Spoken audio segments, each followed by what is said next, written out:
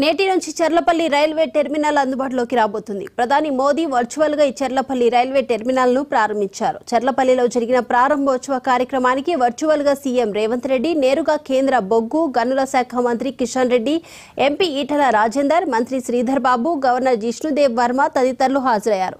జంట నగరాల్లో సికింద్రాబాద్, నాంపల్లి, కాచిగూడ రైల్వే స్టేషన్ల ద్వారా ప్రయాణికులకు తమ గమ్యస్థానాలకు చేరుకుంటున్నారు.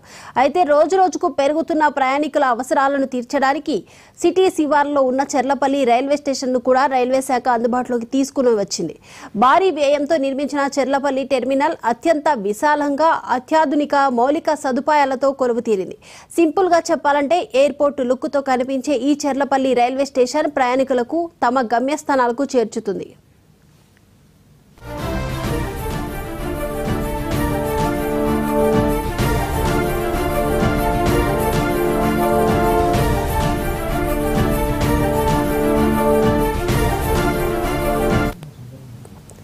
చర్లపల్లి రైల్వే టెర్మినల్ కు చాలా ప్రత్యేకతలే ఉన్నాయి. హైదరాబాద్ లో 4వ అతిపెద్ద రైల్వే స్టేషన్ అయిన చర్లపల్లి రైల్వే స్టేషన్ ను మొత్తం 430 కోట్ల రూపాయల వ్యయంతో నిర్మించారు. అక్కడ మొత్తం 9 ప్లాట్ఫామ్లు, 6 లిఫ్ట్లు, 7 ఎస్కలేటర్లు, 2 ఫుట్ ఓవర్ బ్రిడ్జీలు ఉన్నాయి.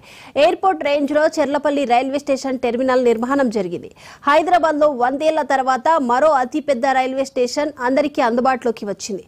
చర్లపల్లి రైల్వే టెర్మినల్ సిద్ధం కావడంతో ఇటు సికింద్రాబాద్, నాంపల్లి, కాచిగూడ రైల్వే స్టేషన్లపై భారం తగ్గనుంది.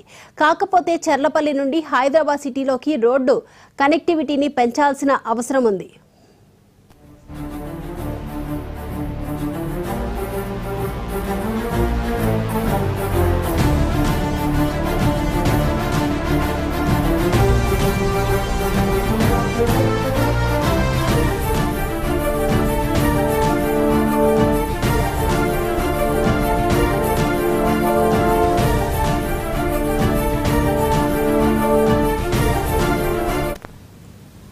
చర్లపల్లి టెర్మినల్ వల్ల 50,000 మంది నుంచి 1,00,000 మంది ప్రయాణికులకు ఉపయోగకరంగా ఉంటుంది. చర్లపల్లిలో ఇప్పటికే 25కు పైగా రైళ్లు ఆగుతుండగా ఈ టెర్మినల్ అందుబాటులోకి వచ్చాక మరో 30 రైళ్ల దాకా అందుబాటులోకి వస్తాయి. దీంతో ప్రయాణికులు ఈజీగా వారి గమ్యస్థానాలకు చేరే అవకాశం ఉంటుంది. ఢిల్లీ, చెన్నై, కోల్కతా, విశాఖ వైపు వెళ్లే రైళ్లను రైల్వే అధికారులు చర్లపల్లి టెర్మినల్ నుంచి నడపనున్నారు. ప్రస్తుతం చర్లపల్లిలో గల 9 ప్లాట్ఫామ్లలో 2టిని మాత్రం MMTS ట్రైన్స్ కోసం కేటాయించారు. అలాగే ప్రయాణికుల కోసం రిజర్వేషన్ కౌంటర్లు, ticket counters, AC, non AC waiting halls, food కోర్టులు, రెస్టారెంట్లు కూడా ఇలాంటివి కూడా సిద్ధం చేశారు.